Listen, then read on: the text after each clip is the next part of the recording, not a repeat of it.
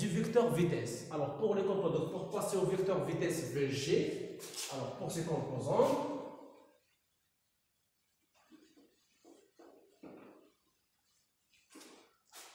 alors pour les composantes du vecteur vitesse, alors pour les composants, donc les composantes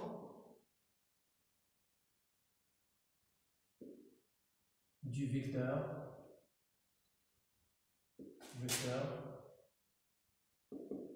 vitesse, donc VG. Alors, on sait que le vecteur vitesse VG, il a trois composantes aussi, donc Vx de t, Vy de t et Vz et Vz.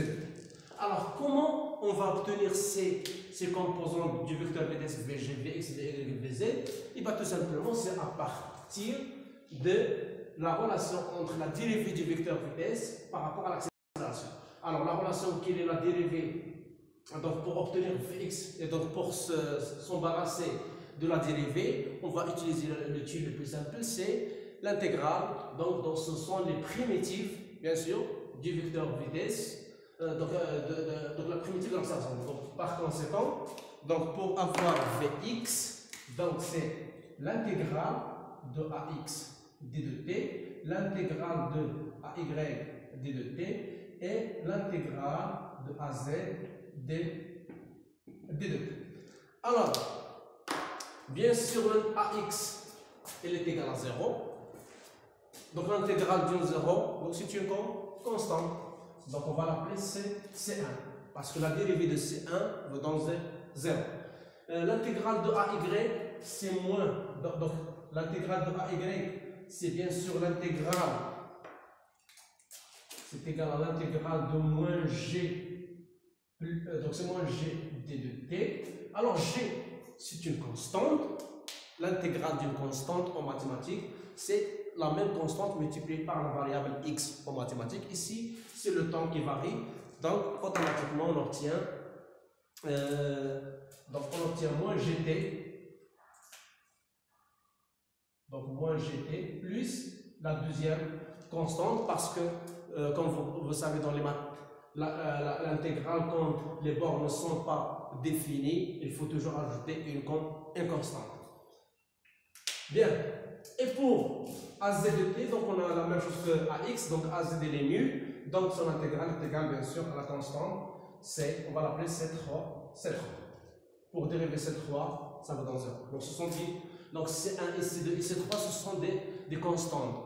Bien sûr, on ne va pas les laisser comme ça, il faut les déterminer. Alors pour déterminer C1, C2, C3, on utilise bien sûr les conditions qu'on appelle les conditions initiales. Alors, quelles sont ces conditions initiales? Les conditions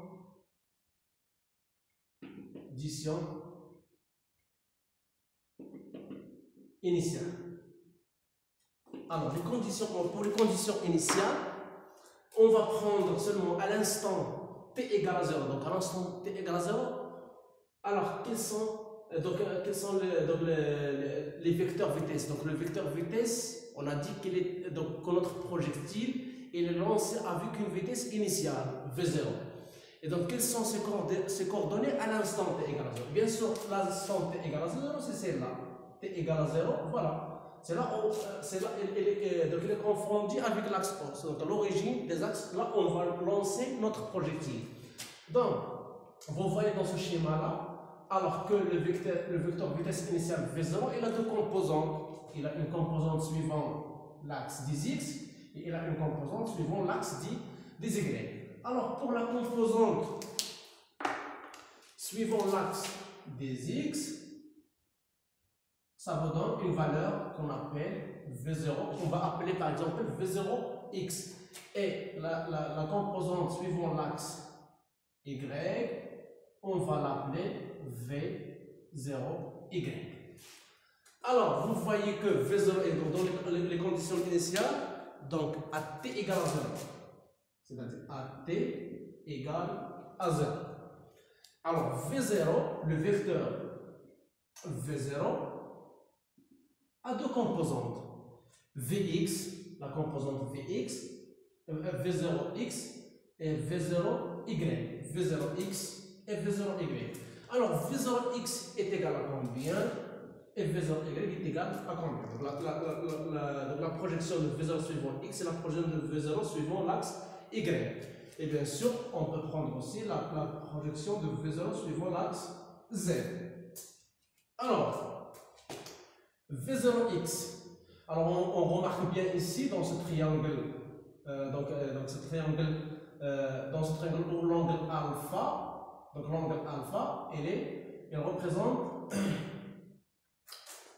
donc l'adjacent de l'angle alpha. Alors, donc si on prend le cosinus de alpha, le cosinus de l'angle alpha, c'est l'adjacent sur l'hypoténuse.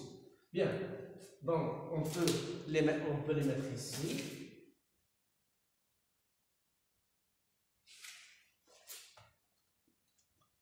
Alors, cosinus de alpha est égal, donc l'adjacent, c'est V0x, divisé par l'hypoténuse qui est V0. Bien sûr, V0 sont vecteurs. Les sinus, donc vous pouvez remarquer que le sinus de alpha, le sinus de l'angle alpha, c'est l'opposé sur l'hypoténuse. Donc l'opposé, c'est quoi l'opposé? C'est V0y. Donc V0y sur le vecteur V0.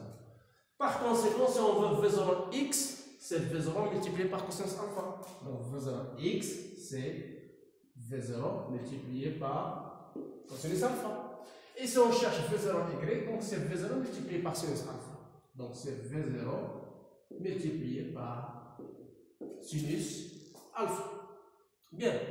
Alors, pour V0z, bien sûr, on a dit que l'axe OZ, elle est dirigée vers l'extérieur. V0 comme elle est par rapport à l'axe OZ, donc elle est perpendiculaire. Par conséquent, donc la projection de V0 sur l'axe Z est égale à 0. Ce sont les conditions initiales pour la vitesse. Okay? Il faut faire attention avec ces vecteurs, avec ces conditions. Les conditions initiales, elles sont très importantes dans ce chapitre-là. Si vous oubliez les conditions initiales, vous risquez de ne pas trouver les équations convenables. Maintenant, alors pour chercher la constante 1, la constante 2, la constante, on va utiliser les conditions initiales. Qu'est-ce que ça veut dire les conditions initiales? C'est-à-dire à l'instant t égale à 0. Alors quand on remplace t par 0, Vx à l'instant t égale à 0, c'est V0x. Vy à l'instant t égale à 0, c'est ce qu'on appelle V0y. Et Vz à l'instant t égale à 0, c'est V0z. Ce sont les valeurs que nous avons déterminées tout de suite. Alors, on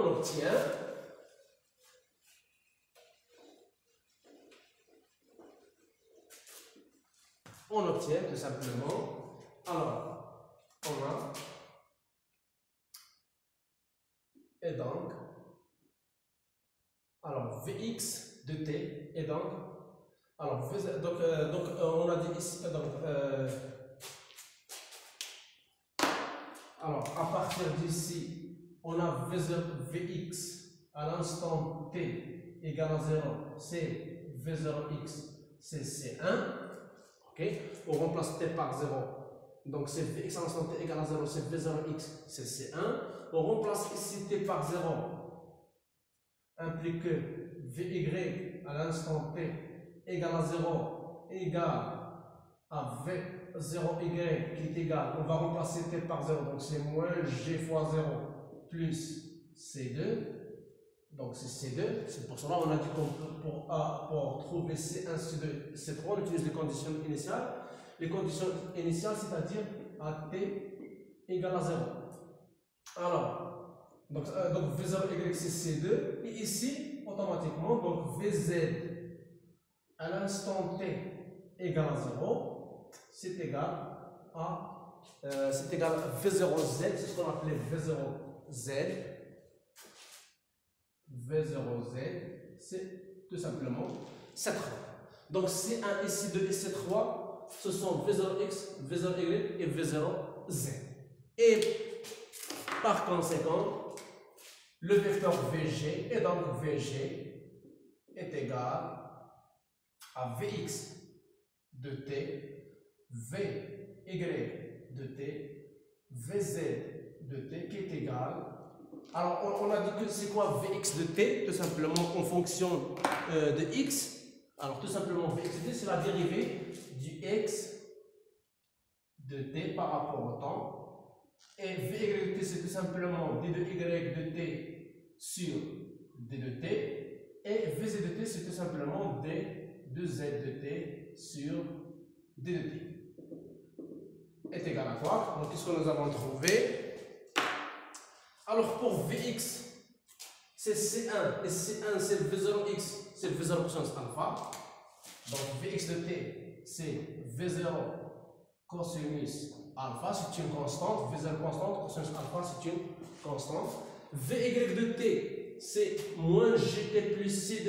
Et C2, c'est quoi? C2, c'est tout simplement V0y. V0y, c'est quoi? C'est V0 sinus alpha. Donc, est égal à moins gt plus V0 sinus alpha. Et Vz de t, c'est quoi? C'est tout simplement égal à C3. Et C3, c'est quoi? C'est V0z. Et V0z est égal à quoi? Est égal à 0. Donc, est égal à 0. Très bien. Alors, jusqu'à maintenant, on doit remarquer, alors une remarque très importante. Remarque très importante. Alors, on voit bien ici que donc la vitesse par rapport à l'axe OZ, elle est nulle. Voilà. Donc, la vitesse par rapport à l'axe Z, elle est nulle. Qu'est-ce que ça veut dire ça? Tout simplement que le mouvement s'effectue suivant l'axe X et l'axe Y. C'est ce qu'on appelle un mouvement plan. C'est pour cela qu'on dit qu'il s'agit des mouvements plans. Okay? Donc les mouvements plans, tout simplement, pourquoi? Parce que donc, la vitesse au point X et la vitesse à l'axe Z, elle est nulle, c'est-à-dire le mouvement s'effectue suivant l'axe X et l'axe Y. Alors, deuxième remarque, alors que la vitesse X elle est constante, parce que V0 elle est constante, cosinus alpha est constante, donc ici il s'agit d'un mouvement rectiligne et uniforme. Donc il s'agit d'un mouvement rectiligne et uniforme, puisque la vitesse suivant l'axe X elle est constante. Suivant l'axe Y, il s'agit d'un mouvement rectiligne, mais uniformément varié. Uniformément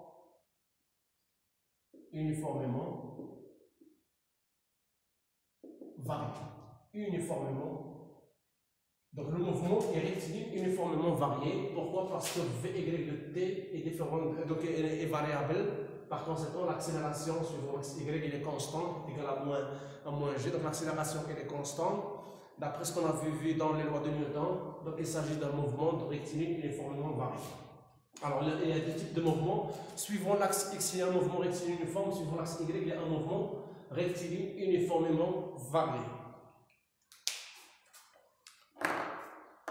Alors la remarque ici, donc, puisque Vz elle est nulle, donc le mouvement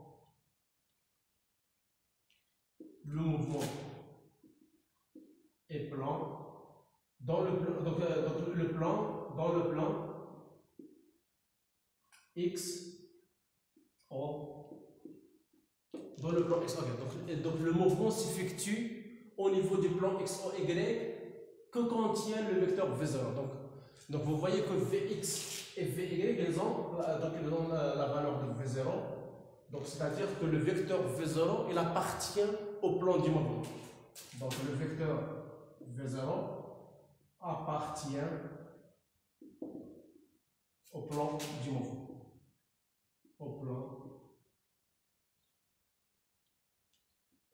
Appartient au plan du mouvement.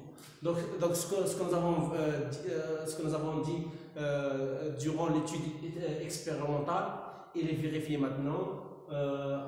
Donc lorsqu'on est atteint aux équations du vecteur vitesse. Maintenant, il nous reste les équations horaires. Pourquoi les équations horaires? Parce que c'est eux qui vont nous donner la nature de la trajectoire. Maintenant, donc les vecteurs vitesse nous donnent l'information que le mouvement s'effectue au niveau. Donc, il s'agit d'un mouvement plan. Maintenant, les équations horaires, est-ce qu'ils vont nous dire qu'il s'agit d'un mouvement parabolique? Alors, pour ce faire, on va passer à la troisième partie. Donc, on va verser. Alors, donc les équations.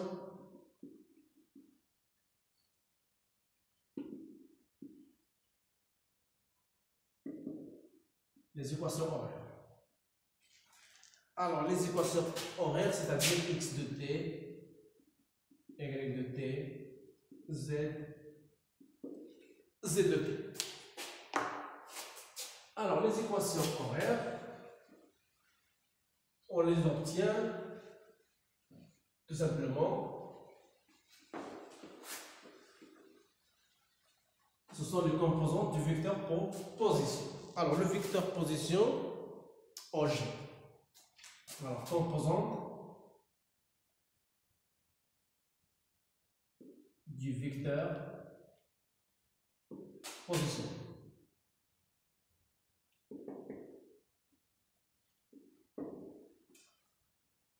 Les composantes du vecteur position OG. Alors, les composants du vecteur position OG, donc on a OG qui est égal x de t, y de t et z de t.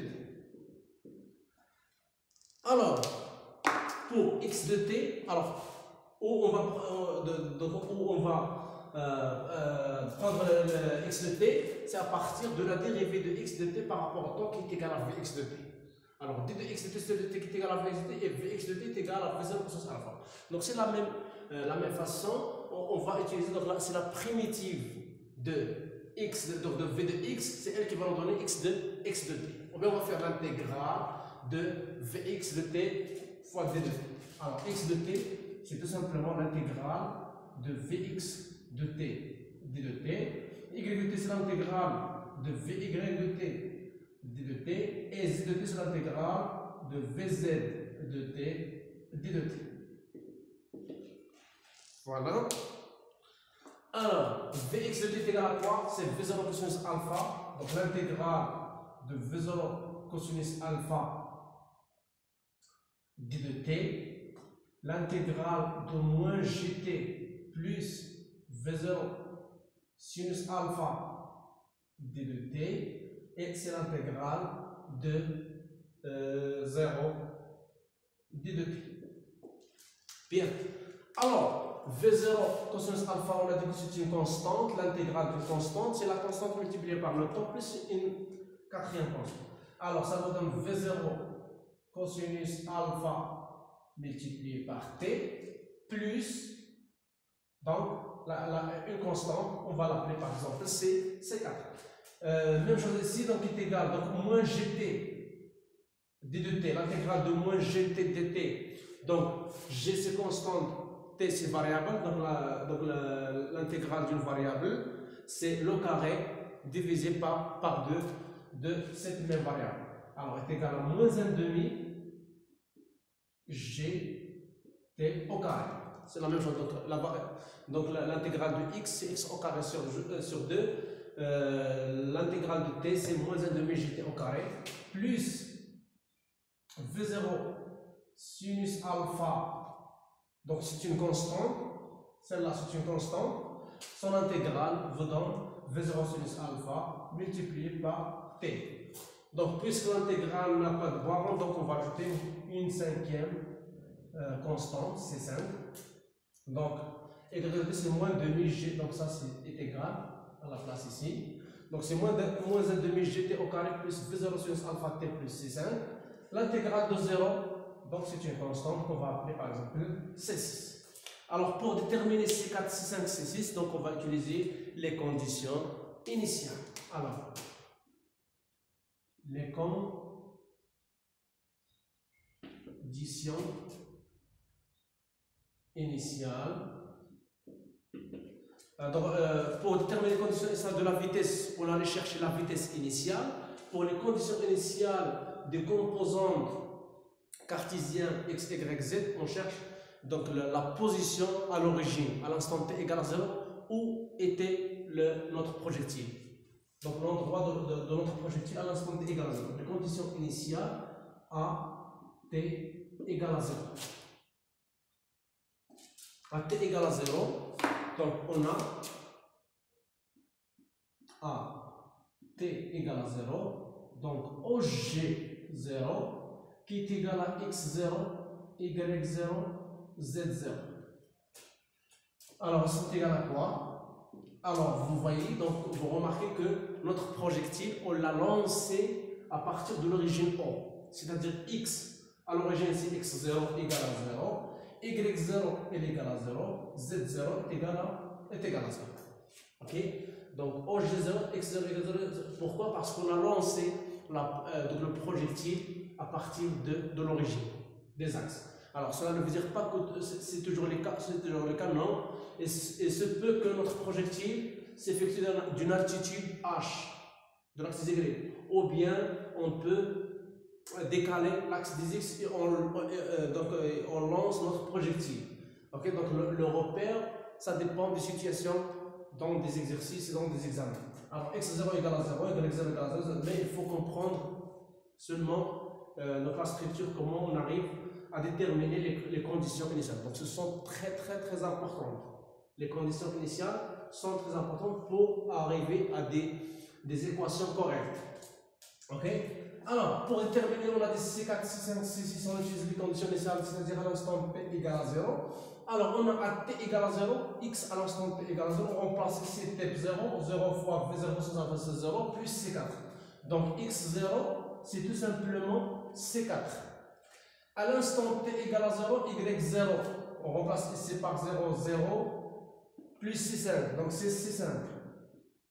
Et à l'instant T égale à 0, Z à l'instant T égale à C6, donc c'est Z0, donc c'est C6. Donc C4 égale à 0, C5 égale à 0, C6 égale à 0. Donc on peut les effacer ici.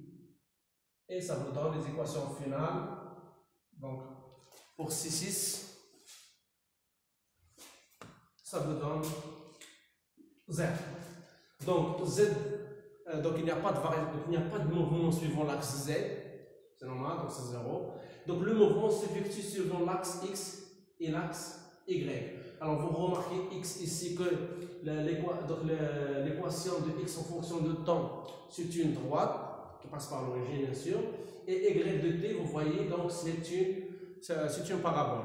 Donc moins 1,5 gt au carré, plus f 0 sur alpha fois T. Si vous tracez ça, ça vous donne une parabole. Bien. Ça, c'est ce qui concerne l'étude pour les vecteurs accélération, vecteurs vitesse et les équations horaires x de t, y de t, z de t. Maintenant, on va passer à la partie des caractéristiques du mouvement.